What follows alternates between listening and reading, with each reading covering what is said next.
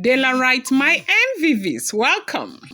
It is rumored that the Ooni of Ife has sent men with some of Ifa priests and the ones that are left in the palace that have not gone yet. They said he trusts more of the Brazilian, the ones that are coming from other countries who have Ifa as their religion, who are, into sin and all of that, that the ones that are left in the royal, in the palace have been sent. Sorry about that noise. The ones that are left in the palace have been sent to the royal mansion to go and dig out what was planted.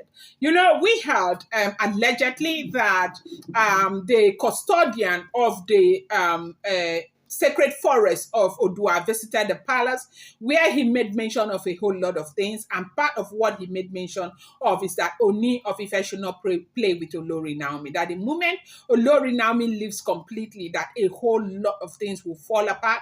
He may never be able to fix them again. And this is not to say Olori Naomi is the god of the Ooni of Ife, but they share a destiny together.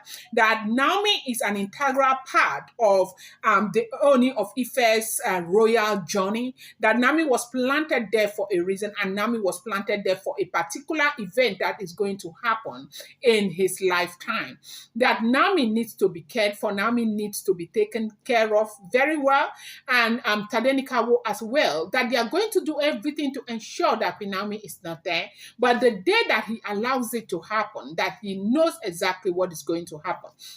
And then we've been hearing this time and time again. A lot of people have said what will happen, what will happen. Nobody knows what it is. But one thing that we do know, like me, I have heard from so many sources that Naomi is tied to the Ooni of Ife, Ooni of Ife is tied to Olori Naomi. That the fight that Naomi is undergoing right now is not that has a spiritual, undertone, okay? And so that this is what they have been emphasizing on. Then one thing again that a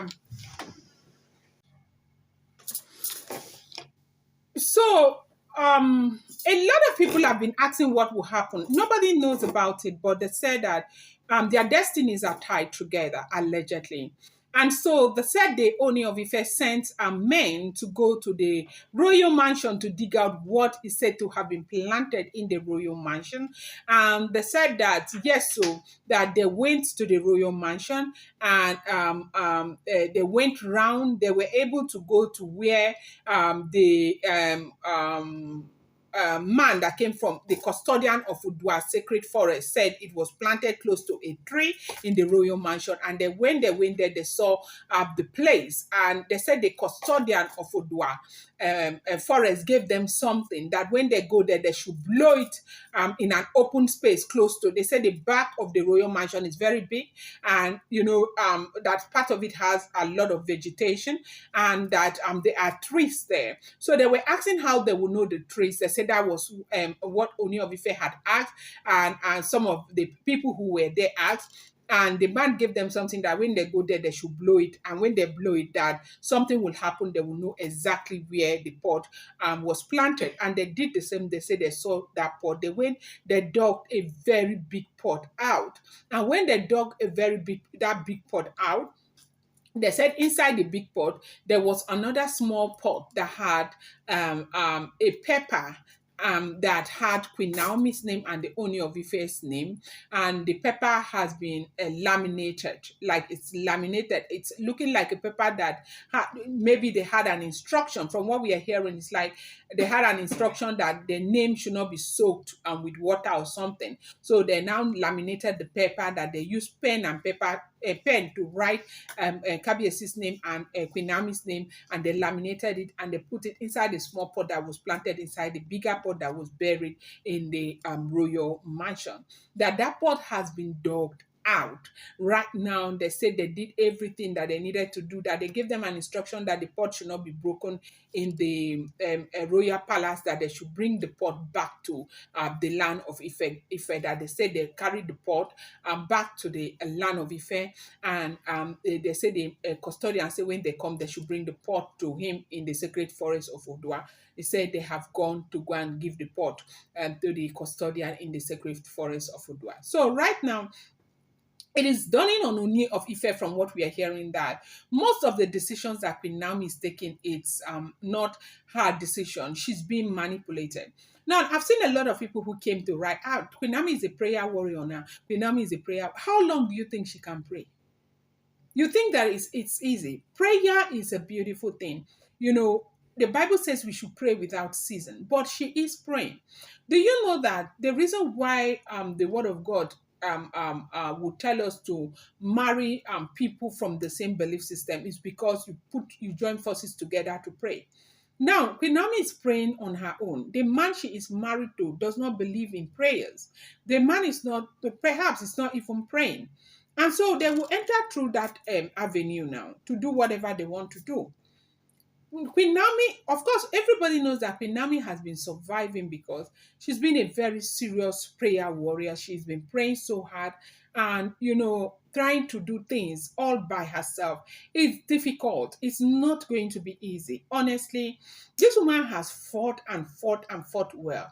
I want to tell you, if not for Queen Naomi, I don't think anybody would have been able to carry this battle to where it is right now.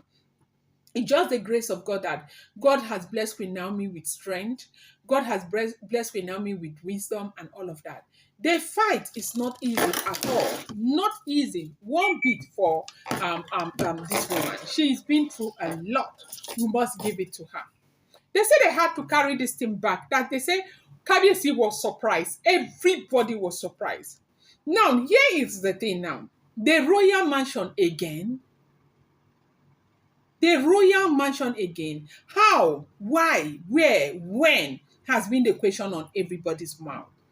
Now, what is it? What do they want? And to tell you the level of inconsideration, because I hate to use the word wickedness, I don't want to use that. The woman was there in the palace, married to her husband, loving and caring for her husband. You would say that Queen Naomi loved and cared for Ooni so much.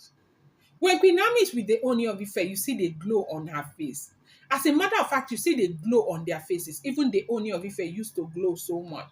All of you, you know that. She respects her husband so much.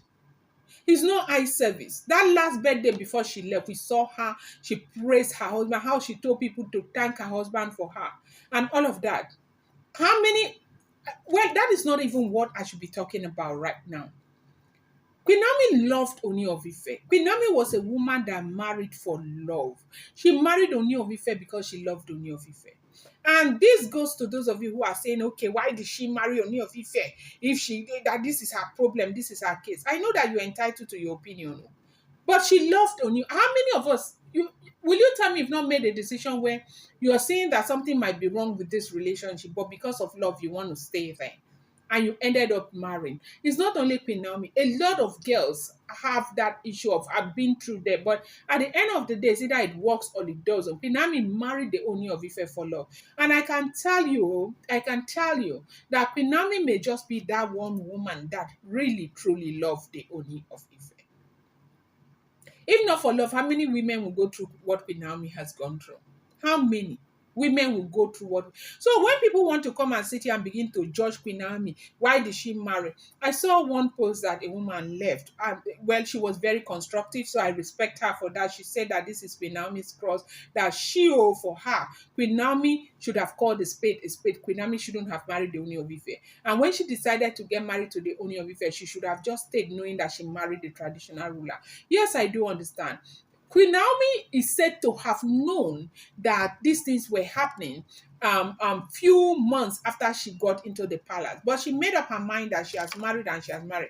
But when it becomes life-threatening, why will you stay? You want to leave.